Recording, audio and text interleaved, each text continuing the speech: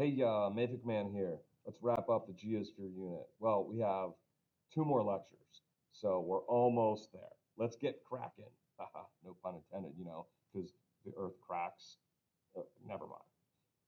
As you can see from this map, all these little black dots represent an earthquake, and where they're high in density would be along the plate boundaries. So we have a transform plate boundary over here, like the San Andreas Fault. We have a convergent plate boundary here, an ocean plate colliding with a continental plate in South America that formed the Andes. We have a divergent plate boundary in the middle of the Atlantic Ocean, which formed the Mid-Atlantic Ridge. And we have over here a divergent plate boundary, two continental plates diverging that form the Red Sea. So it's pretty obvious that along plate boundaries, we have earthquakes. But in the middle of the plates, we can also have an earthquake. Here we are. We here in Pennsylvania, we get earthquakes. Fun fact, we had an earthquake in 2011 that hit our area. Don't quote me on the 2011. I'm pretty sure it is.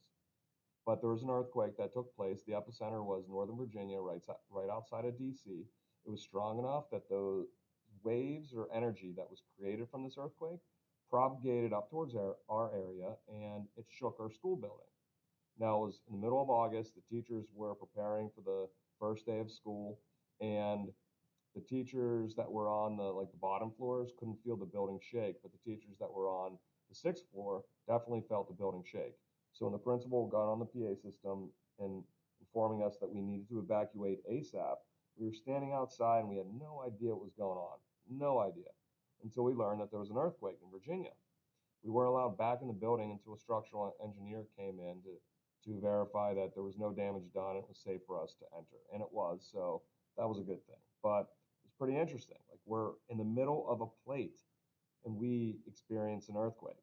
When these plates rub against each other, they kind of like grab and hold, and there's so much stress being built up. But then when they release all that stress, the ground shakes, or maybe there's a crack in the rock, like right here that you're seeing, and there's so much stress being placed on this rock that it kind of cracked, and you had all this potential energy being stored up in the ground. And when the rock cracked, it released that potential energy and transformed it into kinetic.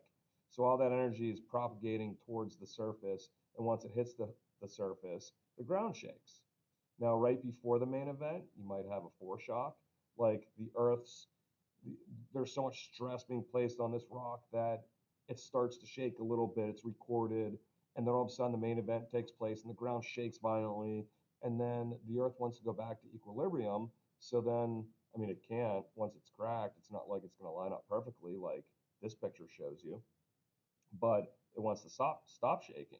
So we have all the stress being placed on the rock right here, and then like, this rock is moving that way, and that rock is moving that way, and this right here, there's so much stress, and then all of a sudden can't hold it, and it cracks, and all this energy is released, and then it goes back to staying stagnant, or I guess not shaking.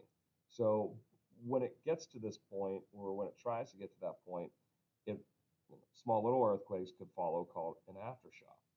The center of the earthquake underneath the surface is called a focus, and the center of the earthquake on the surface is called an epicenter. Now, when the earth shakes, we have two basic types of waves, body waves and surface waves. So the ground shakes up and down and left and right at the same time. So the left and right are called push pull waves or primary waves. And the up and down movement in the surface is called an S wave. And that's kind of like your normal ocean wave with the crest and the trough. And so if you take a look at this picture, it explains why P waves travel through solids, liquids, and a gas. So a P wave is pushing and pulling. It's pushing this way and it's moving and it keeps pushing. It's kind of like if you take a slinky and you stretch it out and you flick it, and that energy kind of propagates, goes forward and back, forward and back, forward and back. And it's easier to hit this molecule into that molecule, into that molecule, into that molecule, into that molecule to transfer the energy that way. But the shape of an S wave is very difficult. It travels through solids fast, like P waves do, but S waves travel through solids slowly because of the shape of the wave. I mean, it's very difficult for the one molecule to be pushed into another to transfer the energy. That's why it travels slower. But in liquids, they stop and they all stresses as well. So when these body waves propagate to the surface, now it's not like DNS waves are just now known as surface waves, but as they start to interact with the surface, as you can see from the picture on the left, it's like a horizontal movement, and that horizontal movement is called a love wave. And then you have another surface wave called a Rayleigh wave, where it's sort of like, sort of, I don't know, it's kind of like a motion of kind of rolling motion. And this is like the vertical displacement. A love wave doesn't have vertical displacement, but a Rayleigh wave does. And these are the waves that, propagate to the surface and really cause damage on the surface. So now the earthquakes are measured one of two ways, by the Richter scale and the Mercalli scale. And the Richter scale reading is on a scale between 0 and 10 ish. I mean, I don't, the highest Richter scale reading ever was a 9.5. So from one level or one whole number on the Richter scale to a second, the amount of energy released is 32-fold. So if you want to calculate the amount of energy that is released with a magnitude 7 compared to a magnitude 6, it releases 32 times. But if you want to compare the amount of energy released from an earthquake magnitude 7 to a magnitude 5, well, it's from 5 to 7 is two numbers increased. So you take 32 times 32. You don't take 32 squared. No dice.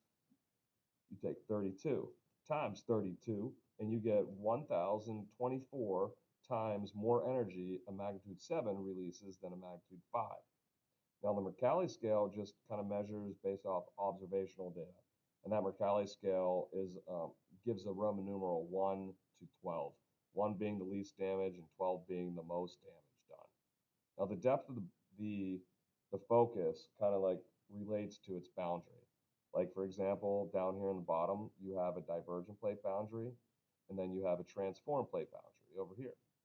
And these tend to have very shallow earthquake depths, which could be problematic because then it has less surface of Earth to travel through before it gets to the surface, or I guess less thickness of interior rock that it needs to travel through to get to the surface, which could equate to more damage done. So when you're looking at the convergent plate boundary, and here's the trench, so depending on how far you are away from the trench, it really shows the depth of the earthquake, or I guess I should say the focus. So right here, where we're really close to the trench, that's where friction is occurring on this rock, and it's creating all the stress, and all of a sudden it's released, boom, the ground shakes. But as you get further away from the trench and this subducting slab gets pushed into the earth, the focus gets deeper and it has a lot more surface to travel through before it hits the surface. Again, I keep saying a lot more surface. It has a lot more rock to travel through before it propagates to the surface. That could slow it down. So last thing, if you're looking at this slide, you can kind of see the factors that influence the damage done because of an earthquake. Obviously, the intensity, like a Richter scale 7 compared to a 2 is probably going to cause way more damage than a 2. The duration, like how long the ground shakes, like a minute compared to 10 minutes. Obviously, the longer it shakes, the more damage done. The material that is found, if it's loose sediment, then that could be very problematic. Or the design of the structure. Earthquake architectural or engineering is getting so much better to absorb shocks and earthquake waves. Landslides, fires, floods, tsunamis, population density, depth of focus, and time of earthquake. So all of these things could really impact the amount of damage done on an earthquake or from an earthquake. All right, I know that was quick, but thanks for listening. See ya.